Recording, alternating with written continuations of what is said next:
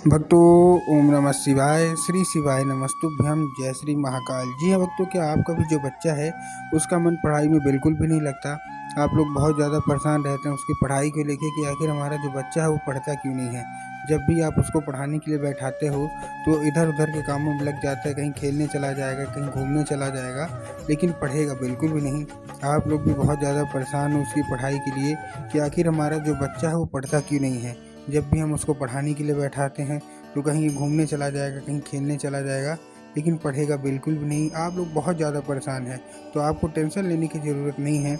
आज जो मैं आपको उपाय बताने वाला हूँ, अगर आपने वही उपाय सुन के अच्छे से कर लिया तो अवश्य रूप से आपकी जो कोई भी इच्छा है, मनोकामना है, पूरी होगी। और आपका बच्चा जिसका मन पढ़ाई की ओर नहीं लगता, पढ़ाई की ओर आकर्षित नहीं होता, अवश्य रूप से उसका जो मन है ना वो पढ़ाई की ओर लगेगा ही लगेगा। क्या करना है, कैसे करना है, पूरा आपको समझाने वाला हूँ। तो बस उपाय ध्यान से सुनिएगा, अच्छे से करिएगा। अगर आपने ये उपाय ध्यान से सुन के अच्छे से कर लिया ना तो आप खुद ही देखेंगे कि आपके बच्चे का जो मन जो इधर उधर के कामों में लगा रहता था ना वो पढ़ने लगेगा। बहुत सारे लोगों को फल भी मिला है, आपने देखा होगा, सुना होगा। आप ये भी जानते होंगे कि गुरुदेव की जो कथा होती है ना उसमें क्या होता है, लाखों की भीड़ आती है, आप सबने देखा होगा। तो अभी गुरुदेव की कथा चल रही थी, आज से 3 से 4 महीना पहले की बात है। गुरुदेव की कथा चल रही थी और गुरुदेव की कथा में लाखों की भीड़ आई। अब जब गुरुदेव की कथा में लाखों की भीड़ आई तो वहाँ ज़्यादातर जो भक्त थे ना उन्होंने क्या किया, पत्र के द्वारा, किसके द्वारा, पत्र के द्वारा अपनी मनोकामना गुरुदेव तक पहुँचाई। अब जब गुरुदेव के पास पत्र पहुँचा, गुरुदेव ने पत्र पढ़ा, तो वहाँ उन्होंने देखा कि ज़्यादातर लोगों की एक ही तो मनोकामना है, मतलब ज़्यादा नहीं है, केवल जो माता पिता है ना उनकी एक ही मनोकामना है। क्या? कि गुरुदेव, हमारा जो बच्चा है उसका जो मन है वो पढ़ाई में नहीं लगता। हम जब भी उसको पढ़ाने के लिए बैठाते हैं तो इधर उधर के कामों में लग जाते हैं, वो पढ़ता लिखता बिल्कुल भी नहीं है। जब भी हम उसको पढ़ाने के लिए बैठाते हैं तो कहीं खेलने चला जाएगा, कहीं घूमने चला जाएगा, लेकिन पढ़ेगा बिल्कुल भी नहीं। ये मतलब आप हमको थोड़ा सा कृपा बता दें, हम लोग बहुत ज़्यादा परेशान हैं अपने बच्चे की पढ़ाई को लेके। अब जब गुरुदेव ने ये देखा तब गुरुदेव ने 2 से 3 उपाय बताए और कहा केवल और केवल ये उपाय कर लेना, तुम्हारा जो भी बच्चा है ना जिसका मन पढ़ाई में नहीं लगता, अवश्य रूप से उसका जो मन है ना पढ़ाई की ओर आकर्षित होगा ही होगा और उसका जो मन है वो पढ़ाई में लगेगा ही लगेगा, बहुत आगे बढ़ेगा। अब जब गुरुदेव ने क्या किया, अब जब गुरुदेव ने ये उपाय बताया तो लोगों ने जा जाके इस उपाय को घर में करना शुरू कर दिया। अब जैसे ही लोगों ने जा जाके इस उपाय को घर में करना शुरू कर दिया, वही लोग गुरुदेव की कथा में मात्र 1 से 1.5 महीने के बाद वापस आए। वही लोग आए जिन्होंने उपाय किया था। अब जब वही लोग गुरुदेव की कथा में वापस आए तो उन्होंने क्या किया, फिर से एक बार गुरुदेव को पत्र लिखा।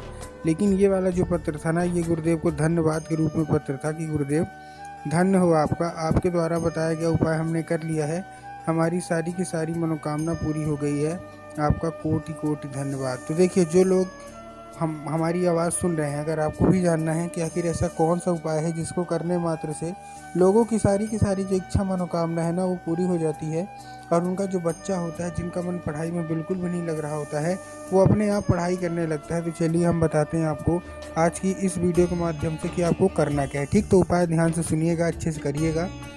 लेकिन उससे पहले अगर चैनल पे पहली बार आए हैं और आवाज़ मेरा पहली बार सुन रहे हैं तो वीडियो कर दें लाइक और चैनल को भी कर लें सब्सक्राइब, ताकि पूजनीय पंडित प्रदीप जी मिश्रा के रोज़ नए नए उपाय जो कि मैं उनकी सबसे पहले मतलब जो कथा से उपाय सुनता हूँ सबसे पहले मैं आपको प्राप्त करा सकूँ। ठीक, तो देखिए आपको करना क्या है। सबसे पहले इस उपाय में आपको करना क्या है, इस उपाय में आपको लेना क्या है, इस उपाय में आपको 3 क्या लेना है, 3 काली तिल और 1 धतूरा। ये उपाय आपको अपने बच्चे से ही कराना है, तो ध्यान से उपाय सुनिएगा। 3 काली तिल और 1 धतूरा, ठीक, ले लिया। 3 काली तिल और 1 धतूरे के बाद आपको देखिए एक चीज़ का सबसे पहले ध्यान रखना है, काली तिल और काली मिर्च में आपको ध्यान रखना है कि आपको क्या लेना है। बहुत सारे लोग काली मिर्च और काली तिल में परेशान भी हो जाते हैं कि हमको काली तिल लेना है कि काली मिर्च लेना है, इसलिए गुरुदेव ने साफ साफ बताया है कि आपको क्या लेना है, आपको लेना है काली तिल। ठीक, ले लिया। लेने के बाद आपको करना क्या है, जैसे आपने लिया उसके बाद साथ साथ आपको क्या लेना है, एक धतूरा, और अपने बच्चे के हाथ में पकड़ा के उसको भेज देना है कहाँ, सीधा सीधा शिव मंदिर। ठीक, शिव मंदिर भेज दिया। शिव मंदिर भेजने के बाद आपको करना क्या है, जैसे आप शिव मंदिर भेजिए उसको बोलिए कि दक्षिण दिशा में खड़ा हो जाए और उत्तर की ओर चेहरा कर ले। अब देखिए दक्षिण और उत्तर में भी ना बहुत सारे लोग कंफ्यूज होते हैं कि दक्षिण क्या है, उत्तर क्या है, हमको थोड़ा साफ साफ बताओ। तब गुरुदेव ने साफ साफ बताया है कि आप जिस भी शिव मंदिर जा रहे हैं उस शिव मंदिर का जिधर साइड जलाधारी होगा आपको अपना चेहरा उधर साइड करके खड़े हो गए जाना है। ठीक, खड़े हो गए। खड़े होने के बाद आपको क्या करना है, एक नाम लेके, महादेव का बहुत ही सुंदर सा नाम है श्रम्भेश्वर महादेव, तो बस आपको उन्हीं का नाम लेके और उन्हीं का स्मरण करके आपको चुपचाप क्या कर देना है, आपको अर्पित कर देना है, बस कर दिया। अब करने के बाद ये था हमारा पहला उपाय। अब हम चलते हैं अपने दूसरे उपाय की ओर। अब देखिए दूसरे उपाय में आपको क्या करना है। जो हमारा दूसरा उपाय है इसमें आपको लेना है एक लाल फूल। ये माताओं को करना है, ठीक, क्या करना है, ये माताओं को करना है, बाकी आपको किसी को नहीं करना। ये केवल और केवल जितनी भी माता है ना उनको करना है अपने लिए। इस उपाय में आपको क्या चाहिए कि लाल फूल। और इस उपाय को सबसे अच्छी बात है कि इस उपाय को आप अपने घर में कर सकते हैं, मतलब आपको और कहीं जाने की ज़रूरत नहीं है। इस उपाय को आप अपने घर में कर सकते हैं। बस घर में करने के लिए आपको माता सरस्वती की फ़ोटो चाहिए अपने घर में। अगर आपके घर में माता सरस्वती की फ़ोटो है तब तो ठीक है, लेकिन बहुत सारे ऐसे लोग हैं जिनके घर में माता सरस्वती की फ़ोटो नहीं होती। तो आपको क्या करना है, माता सरस्वती की फ़ोटो लाना है और अपने घर में उनको स्थान देना है, ठीक, दे दिया। देने के बाद आपको एक नाम लेके, कौन सा, महादेव का सुंदर सा नाम है। एक स्थान देने के बाद आपको एक काम करना है। शाम के वक्त जब आपके घर में पूजा पाठ होती है ना, तो आपको क्या करना है, वो लाल फूल माता सरस्वती को अर्पित करना है और माता से उसको औषधि के रूप में मांगना है कि माता कृपया करके हमको इसको औषधि के रूप में प्रदान करिए। हमारा जो बच्चा है उसका जो मन है ना, उसकी जो इच्छा है पढ़ाई में बिल्कुल भी नहीं लगती। अब क्या होगा, अब वो औषधि का रूप ले लेगा। बस आपको करना क्या है, उसी रात जब आपको बच्चा खाना पीना खा के सो जाए अच्छे से, तो आपको वही लाल फूल उठाना है और अपने बच्चे के माथे पे चुपचाप 1 से 2 बार उसको फेर देना है, बस।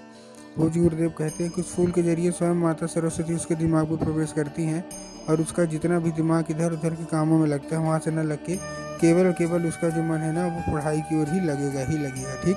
ये था हमारा कौन सा, ये था हमारा दूसरा उपाय। अब हम चलते हैं अपने तीसरे और आखिरी उपाय की ओर।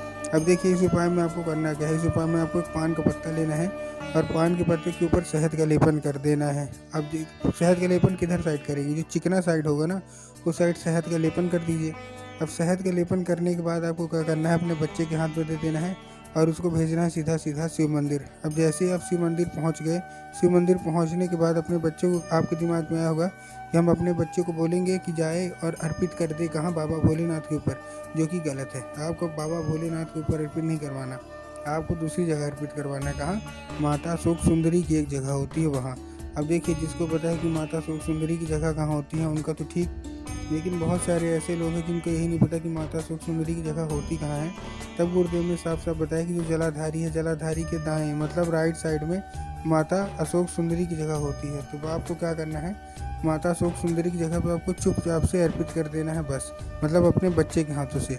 पूज्य गुरुदेव कहते हैं कि अगर माता अशोक सुंदरी आपसे प्रसन्न हो गई और आपके बच्चे से प्रसन्न हो गई ना, तो अवश्य रूप से मनोकामना जो भी है मनोकामना और नहीं पूरी हो रही हो, अवश्य रूप से वो मनोकामना पूरी होगी ही होगी। और आपका बच्चा जिसका मन एकदम पढ़ाई में नहीं लगता था, केवल घूमने फिरने में लगता था, वहाँ से न लग के केवल और केवल मन पढ़ाई की ओर आकर्षित होगा ही होगा। तो उम्मीद करता हूँ आज का ये उपाय समझ में आ गया होगा।